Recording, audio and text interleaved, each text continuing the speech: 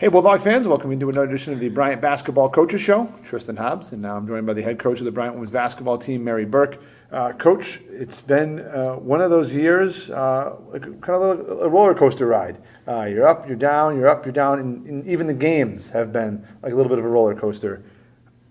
Talk to us a little bit about Saturday's game at Central Connecticut. You played them for the second time in a week. Just your thoughts. Yeah, I think, if you've, and I said this to players, if you've been around a college game or any basketball game and watched on TV, March Madness, you've seen some of those crazy moments, and they're very dramatic. And you hope when you see one, and if you're a part of it, you're a part of the positive feeling and all the energy that comes from it. And unfortunately, we weren't.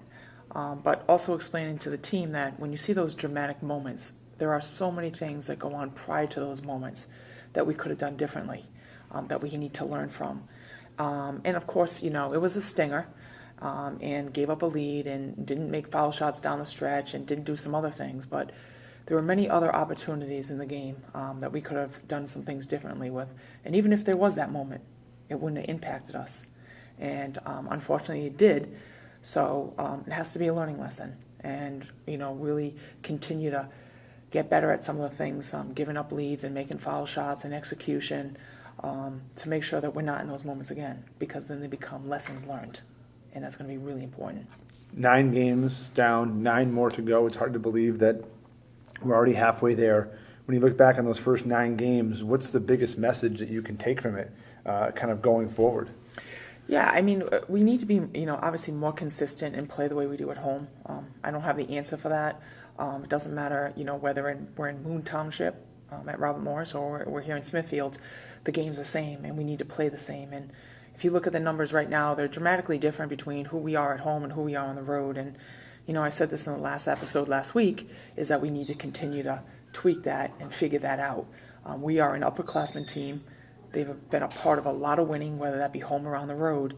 And we need to use that mentality and that experience in moments when teams are coming back on the road or things aren't going quite as planned, to use that confidence and that experience to really get us through those hard times on the road.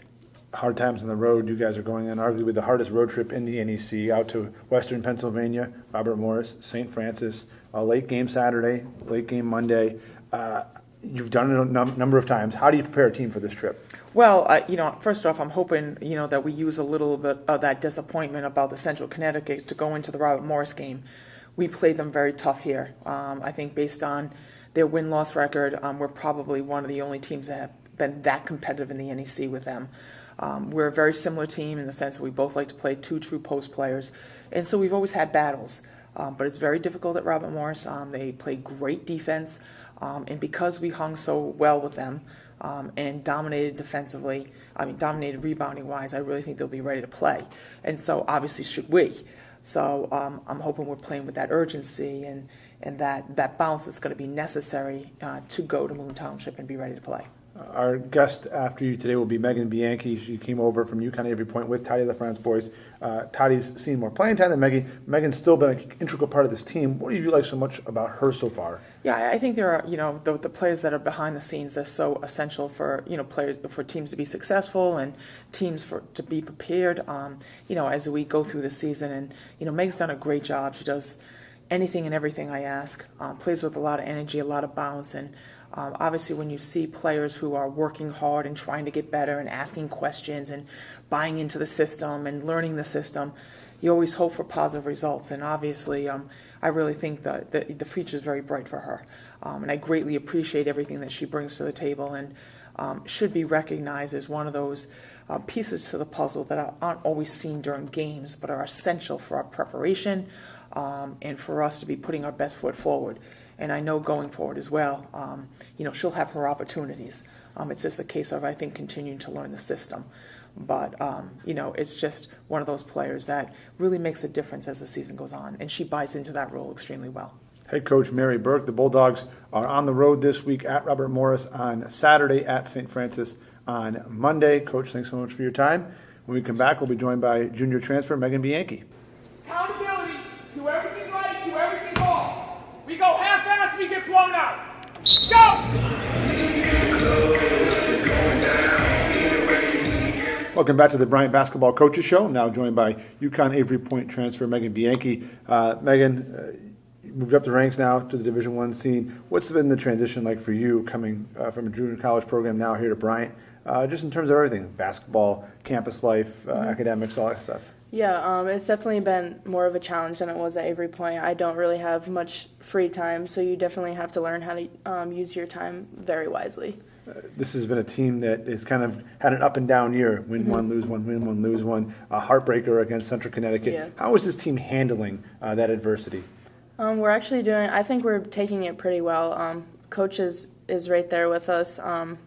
The loss happened, but we just got to pick ourselves up and worry about the next one. We have 2 huge games this weekend, so if we can get those 2, it'll be huge for us.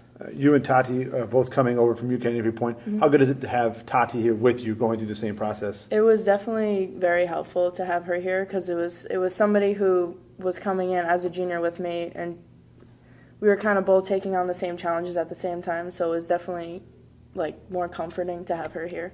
You guys both had incredible success at UConn Avery Point as far as your team, the wins going to reaching the plateaus that you did. How have you guys been able to use some of that experience to help this team? Obviously, you come in and you're first-year players in the program, but you are veteran players overall, you're juniors. Yeah. How have you used that experience to kind of help this team? Well, going to Avery Point, you want to go there to get better, so I feel like going there, we both know how to work, and we know how to work for what we want. So I think that's definitely something that we have in our advantage coming into here. You guys kind of go into the second half of your season now. You've played 9 games, you're 4-5. What's the focus of this team going into the final 9 regular season games? It's hard to believe that there's only 9 left. I know, it's crazy. We just got to keep working. Practices, I think, have been intense more than they have been. And we know what we want, and that's to win, so we just got to keep working.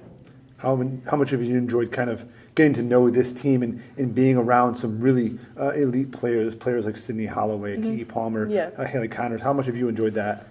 Especially Kiki, she's a 4-year starter, so I definitely look, and I want to be able to do the things that she's able to do. So eventually, I hope to be able to play like her and fulfill the roles that we'll be missing next year because of her.